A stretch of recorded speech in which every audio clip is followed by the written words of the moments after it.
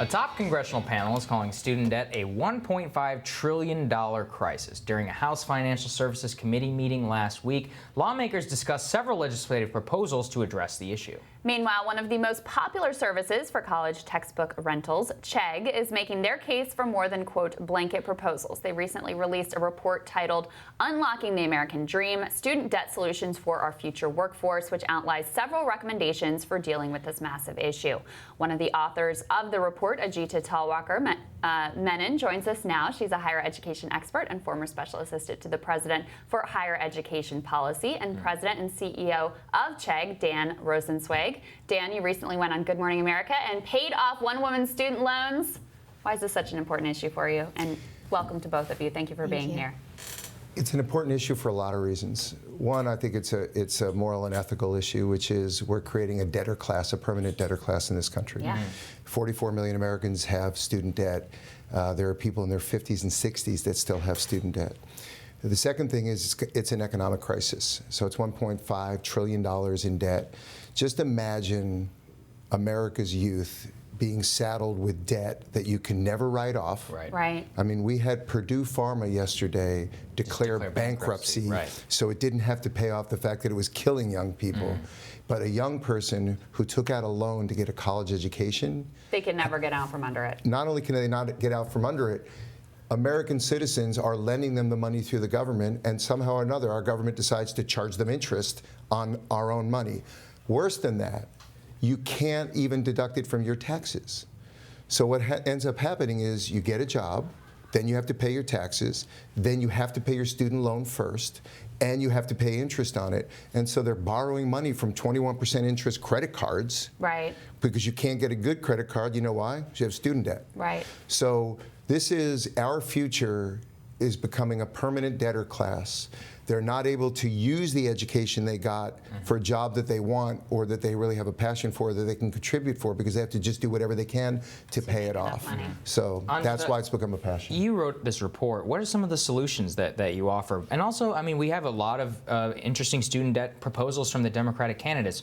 What do you think of Bernie Sanders' proposal to just cancel student debt? And I think Elizabeth Warren has a similar one. And then compare that to some of the solutions that you guys offer. Yeah, I think you know, the fact that you have some of the leading candidates in the polls talking about this issue really reflects the understanding that we gleaned from the report, which is that especially in younger generations, this is an issue that's impacting them more deeply than we would have previously thought. And through the course of this work, I think we also started to understand how profoundly it's affecting their day-to-day lives, the feelings of financial stress, the concerns that they have over sort of their long-term fiscal outlook, and the impact that can have not just on the decisions that they make, which have been highly consequential for them financially, but also their feelings at their place of employment and how it affects their productivity, which is one of the reasons that employers like Chegg are deeply invested in the issue. Yeah. So the report really outlines solutions that are designed to bring together a broad cross-section of stakeholders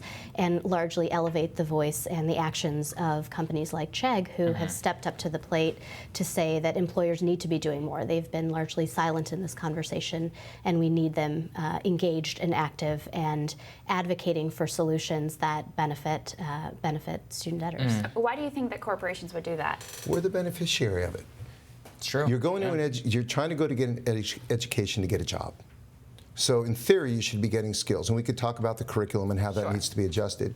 And our belief is if corporations have a stake in this, then the curriculum will be expanded and adjusted to be not only academic learning, but also skills-based learning, which I think advantages everybody, since this country spends $53 billion on reskilling people. Yes and no. I mean, I'm a little uncomfortable with the idea of corporate America driving what's being taught in colleges. I didn't say they're driving it. I said if they're going to have a stake in it. Yeah. So 88% of students go to college for one reason and one reason only, to get a job. What we have to do is separate out what we think college is from what it really has become in this country. So 70% of students go to state schools. By 2022, 25% of all students, English will be their second language. Doesn't mean they're not proficient in it. It just means that they came from a different place originally. The next thing is most students want to accelerate the path from learning to earning. And so corporations, you see the skills gap going on everywhere right now. So I'm not saying that we should eliminate things like liberal arts where I went or both my daughters went. I think it's a tremendous thing to be able for a certain subset of people who want to be in those kinds of fields. But overwhelmingly, technology is driving innovation in the workplace, whether we like it or not. Sure. And so to have no skills in those areas doesn't benefit the student, doesn't benefit the employer. Yeah. But most importantly, I think the employer has an obligation, a responsibility, because it's like, think about like the NCAA. Football players go to college, they go in the NFL. The NFL benefits from that. Right. Basketball. We, the corporations, we benefit from an educated workforce. Yeah, no, I hear all of that. My mind is going to a very dystopian place, though, frankly, of like, you know, your college education brought to you by Amazon, where students are being trained basically just to go into, we have these massive companies that are, you know, disproportionately powerful within the country. How do you guard against that, essentially skilling students to just be Amazon workers? I think that's the exciting thing about what we're seeing in terms of education providers that are thinking about this, because the question is not customized employer training. I hear you on that concern. The issue is, how do we connect education to what is demanded in the workforce? And increasingly, we're seeing that as a cross-section of skills, of technical skills, of employability skills, of advanced thinking and collaboration, communication. Actually, let me ask you both. So Senator Josh Hawley had a recent proposal in which, in order to tie the student debt, basically making the education institutions themselves be responsible for a certain portion of the future debt, basically ensuring that they're teaching and skilling their students in order to succeed in the workforce. What do you guys think about that? So these are generally called ISAs, income sharing agreements. So Chegg just agreed to acquire a company called Thinkful, which has income sharing agreements.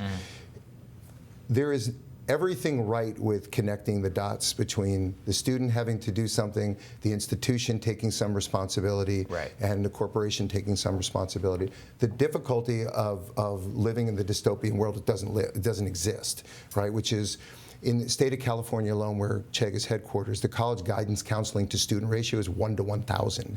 So the average age of a college student is 25 years old. The average age of an online student is 30 years old. It's a woman who's just had a recent life event, a divorce, a baby, loss of a job. So there is a subset of people who can get those kinds of educations. From my perspective, the more people who have a stake in it, the more responsible it will become. So there's nothing wrong with people learning what they want to learn. The difficulty is if you want other people to pay for it and you can't return that, that's where the difficulty becomes. So we're creating a debtor class as a result of this. But some of the other issues that I think Ajita points to in the report is we're dealing with mental health issues. We're dealing with physical health issues. So you don't go to the doctor because you have to pay off your college loan. We have college-age suicides at the highest we've ever had it. We've had depression and anxiety at the highest levels we'd ever had it because they're thinking of the future burden of being unemployable with massive debt. So I think ISAs are a very good way as long as they're done properly. You can't let them go forever. You can't run up interest rates like the for-profit colleges did. We got to avoid all the predatory practices. So when Chegg's going to do them, we're likely going to do them at a very low cost with certainty that you have to get the job and with no interest. Because the goal isn't to make money off the interest like credit cards do. Right.